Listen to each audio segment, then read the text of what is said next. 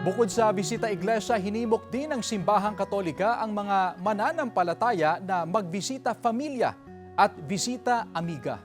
May ulat si CJ Turida.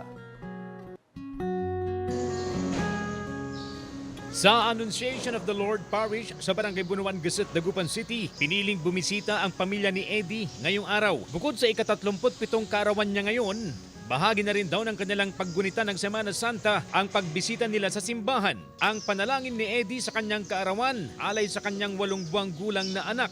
Malakas siya. Malayo sa sakit yan.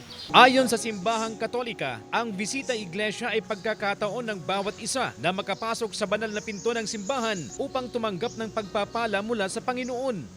When we enter the church, we allow God to guide us, to direct our lives, and we intend to follow Him.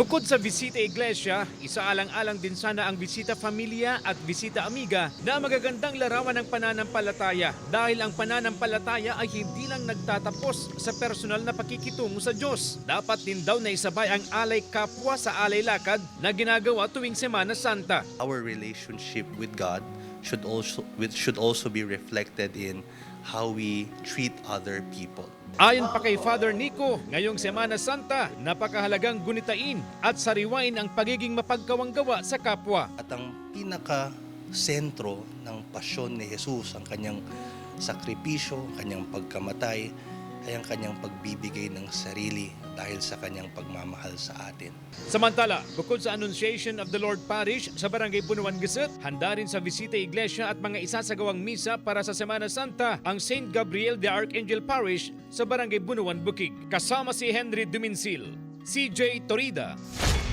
One North, Central Luzon.